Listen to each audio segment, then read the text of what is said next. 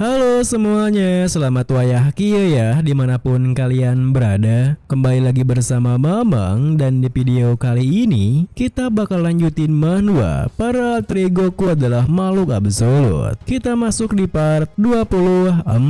Di awal video ini, kemudian setelah Harley mengelabui Luang Gocok dan Selamat dengan latar belakang fiksinya yang begitu menyedihkan, mereka bertiga pun mengajak Harley minum bersama di sebuah bar untuk merayakan persaudaraan mereka, di mana sembari menikmati minumannya, Luang yang penasaran bertanya, kenapa Harley bisa sampai ke kota ini, sedangkan kota ini sangatlah jauh dari selatan. Oleh karena itu, Harley pun kembali menjelaskan jika hal itu juga ada ceritanya, karena tepat setelah kematian ibunya, yang ia miliki yang hanya sendirian ini hanyalah tubuhnya sendiri. Ia benar-benar hilang arah, tak tahu bagaimana ia akan melanjutkan hidup. Lalu orang yang tak mengabaikannya dan berbicara padanya adalah seorang pedagang muda yang bernama Hubbard, yang sekarang jadi salah satu teman dekatnya. Hubbard lah yang benar-benar berusaha keras, seperti benar-benar berusaha untuk membantunya. Dengan kata lain, Hubbard merupakan seorang penyelamat dan teman sejatinya.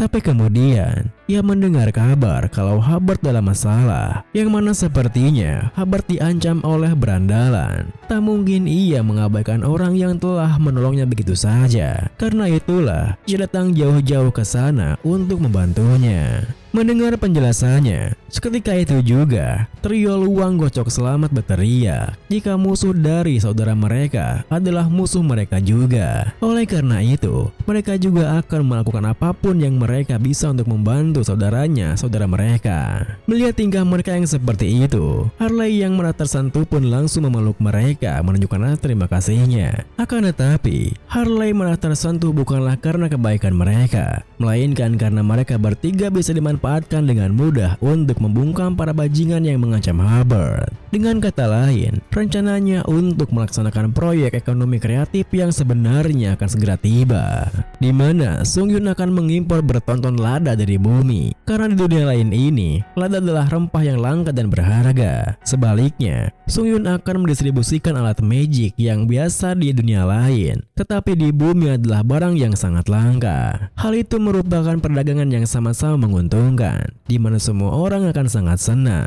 Dan sementara itu, Sung Yun juga akan mendapatkan keuntungan dan bisa menggunakan pendapatan itu untuk membuka jalan untuk pertumbuhan yang jauh lebih bagus lagi. Kemudian, setelah mereka puas minum-minum, trio Luang Gocok Selamat pun bergegas pergi menuju toko Hubbard dengan niatan mereka bertiga akan menjaga tempat tersebut dengan ketat, yang tentu membuat Harley jauh lebih mudah karena punya bawahan yang terpercaya. Lalu, karena sekarang masalah Hubbard telah terselesaikan, Sung Yun pun memulai rencana debutnya sebagai Haris, di mana setelah bersiap sebentar, Sung Yun pun mensaman Haris yang langsung menuju ke kuil agung. Dan di hadapan dua satria penjaga yang menjaga gerbang masuknya, Haris pun meminta izin untuk masuk setelah memperkenalkan dirinya sebagai seorang tentara bayaran, sekaligus teman dekatnya Harley yang merupakan kenalannya pasukan Setia Suci. Ia datang ke sana setelah mendengar kabar bahwa rombongan elf sedang ada di sana. Selain itu, ia juga membawa surat pengantar dari Harley. Mendengar perkenalannya yang menyebutkan nama Harley, kedua penjaga itu pun segera mengecek surat pengantar darinya, sehingga setelah melihat tulisan yang begitu ekspresif di suratnya, yang bahkan juga ada gambarnya, mereka berdua pun tak meragukan lagi keaslian suratnya, yang membuat mereka segera mengizinkan Haris untuk masuk, bahkan mengantarkannya ke tempat para elf berada. Sesaat kemudian, setelah mengabarkan Tuan Rapori, satria penjaga itu pun mempersilahkan Haris untuk masuk menemuinya. Sehingga di saat Haris mengucapkan salamnya, Tuan Rapori pun menyambutnya dengan baik, di mana selain menekankan dirinya sebagai seorang high up dari kerajaan elf, Tuan Rapori juga bertanya, apakah benar Haris ini teman tentara bayarannya Harley? Namun, meski Haris bisa menjawabnya dengan tenang, sebenarnya ia agak kesulitan untuk terus berpura-pura tak mengenali wajah-wajah yang familiar. liar. Tetapi lebih dari itu, Haris benar-benar merasa takjub ketika melihat Tuan Rapori yang dari mata seorang elf. Karena matanya sepertinya benar-benar semakin bersinar. Semakin ia memandangnya, semakin ia merasa seperti tertarik ke dalamnya, seolah-olah ia akan tenggelam ke dalamnya. Lalu, di saat Haris mengagumi hal itu, Tuan Rapoli kembali menyinggung soal kedekatannya dengan Harley. Karena sepertinya kedekatannya itu benar-benar adanya setelah melihat Haris yang menggunakan gelang token yang ia berikan pada Harley. Seketika itu juga, Haris yang tersentak kaget pun minta maaf. Ia menerimanya karena barang itu dari seseorang yang merupakan kaumnya sendiri. Tetapi kalau ia menyinggungnya, ia akan segera mengembalikannya. Melihat sikapnya yang begitu rendah hati, Tuan Rapori pun menggelengkan kepalanya, di mana ia sama sekali tak merasa tersinggung. Malahan, ia merasa sangat senang sekaligus merasa terhormat karena kaumnya sendiri yang menggunakannya. Yang lebih penting, apakah benar ada sesuatu yang ingin Haris minta darinya? Tanpa keraguan sama sekali, Haris pun mengiyakannya karena permintaannya itu bukanlah hal yang besar, di mana ia hanya ingin belajar cara untuk memanfaatkan kekuatan dari alam dan membuat kontrak dengan sebuah roh. Sampai saat ini, ia belum pernah punya kesempatan untuk mempelajarinya karena ia menghabiskan hampir seluruh masa hidupnya sendirian. Mendengar hal itu, Tuan Rapori pun segera mengajak bakatnya menggunakan matanya, sehingga karena bakatnya tak bisa dilakukan lagi, Tuan Rapori pun mengajaknya untuk keluar sebentar bersama. Di mana setelah mereka berada di balkon, Tuan Rapori menjelaskan meski Haris mintanya untuk mengajarinya, tapi sayangnya ia tak bisa melakukannya karena ia akan segera pergi dari kuil sucinya. Tapi sebagai gantinya,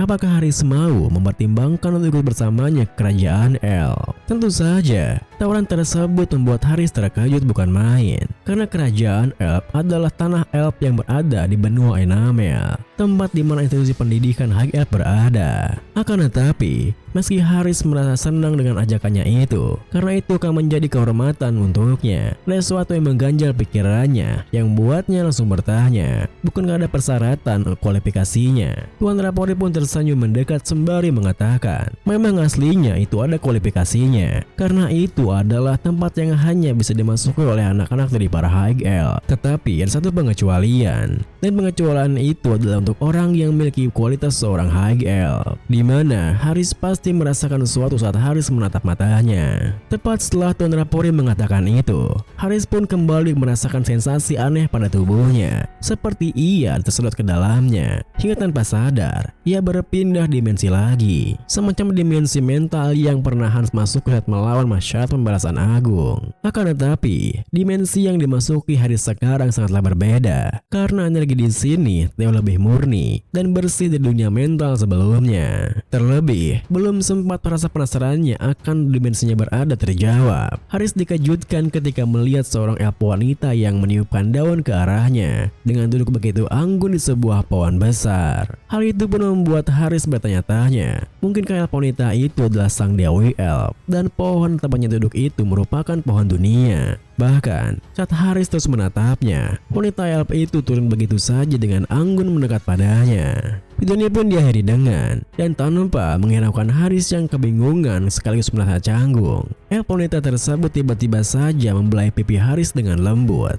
yang tentu membuat Haris tersipu malu sampai wajahnya memerah. Kenapa sang dewi elf melakukan hal semacam ini padanya?